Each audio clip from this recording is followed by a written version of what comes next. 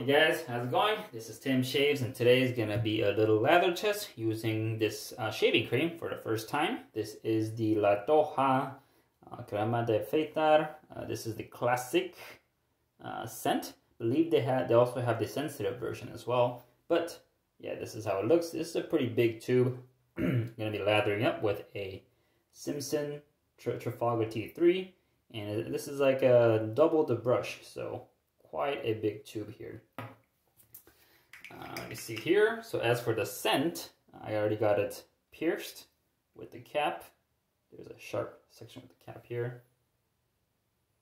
A little bit like a spicy, little musky, lavenderish scent. But yeah, I'll know better once it's lathered up. Got my stainless steel bowl here, so I'm just gonna squeeze out some product. Let's just put this much. All right. I don't know. How's that much, guys?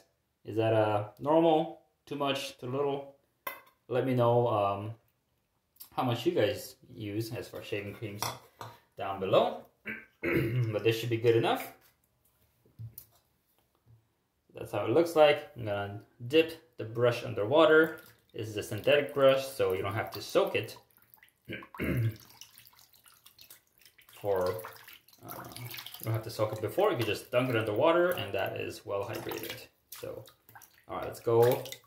4 flicks, and let's get on lathering. Here we go. There should be some water in the brush to start generating the lather right away. And even with just the water in the brush, it's looking quite bubbly, but that's okay. Just gonna keep mixing in the lather. It looks like it's gonna generate a lot of volume just by seeing how quickly it's generating those suds, which is a good sign for me. I like to work with a lot of lather. If the lather is dissipating right away, that's a bad sign for me. But sometimes, some of the artisan options with a lot of like fatty ingredients, they can kind of disappear within the first 10 seconds, but then as you whip it up with more water, they kind of come back in volume. But I feel that a lot of the commercial products, they tend to generate a lot of volume straight away. This one looks like it can take more water, so this is how it looks. I'm gonna add 2 more drips of water here. 1, 2, let's go 3. So 3 drips of water. That should be good to hydrate the lather. I feel like this cream could take it just by seeing how dry it is in the bowl. I can kind of tell by the feel of it, because when I'm lathering, the brush will feel some resistance when the lather is too dry. So once you put more water in, you'll feel less resistance, and as the lather gets more hydrated and slicker. All right, so this is with 3 pinches of water. I think you could take a couple more, so I'm gonna add 2 more here. 1 and 2. All right, that was like a 1.5, but not too bad. All right, so this is looking like what I would use, at least to face lather. This yogurty, nice consistency so far. As I push it in, pushing the bristles can generate more volume. And it's looking good so far. So took in 5 pinches of water plus the water that was inside the brush, holding. That's looking pretty good. Nice sheen to it.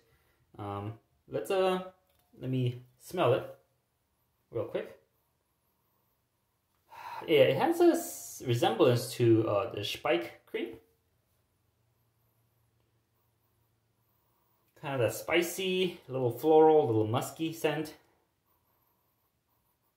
I would say this one has a little bit more musk to it. I'm not sure if it has any musk, but to my nose, it smells a little musky. But yeah, not bad. A little bit mature, but not too bad. All right, so I'm gonna work with this here. Wet left palm, and let's get on lathering more. So, ooh, straight away, you can see some creaminess.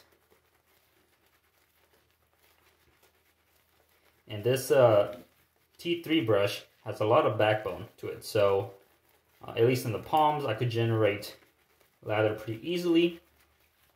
I don't like pushing down the T3 on my face because of the a lot of backbone.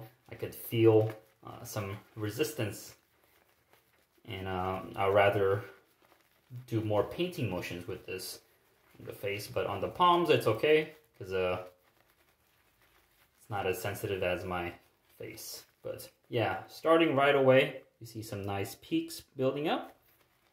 With 5 pinches of water, I think that was just good enough. I think you can take more water, judging from how the lather is behaving, but I don't think I'll have any trouble with this during the actual shave. It's feeling creamy, it's feeling slick on the hands, generating a lot of lather, and just nice yogurt looking like peaks here. Very nice under the light. I'd say it doesn't have the sheen of a artisan soap, but still very creamy. Not bad. I'm gonna dip the tips underwater and I'll continue to lather up. That was one dip. And let's go for one more dip here. So an extra dip and continue lathering. And this is about where I would stop with the face lather, where it's well hydrated, got some nice peaks to it, resemblance to yogurt, and once you have this on the skin, the blade is going to glide very easily, providing that nice slickness for potential reduced irritation at the end. So this was the lather test with Toja shaving cream, and this is generates lather very easily. I don't think I use a ton of shaving cream, but it still had plenty to go through, and I have more in the bowl. Just very creamy lather here. Nice stretchy peaks. I would say it's not as dense as some of the artisan options, but plenty dense for my liking. And I find that a lot of these shaving creams from Europe and India, they kind of had this mid density, but still plenty of volume to work with. So very nice, and these are more affordable than artisan soaps. So if you guys are looking for some more affordable options that lather up easily and still provide good slickness on the skin, check out these shaving creams like Toja, the Spike, Palmolive. There's a lot of shaving creams out there that you can lather up with the shaving brush. But that was the lather test with Simpson T3 Trafalgar and the Toja shaving cream. I'm excited to try this out on an actual shave. This is Tim Shaves, and I'll see you guys next time. See ya.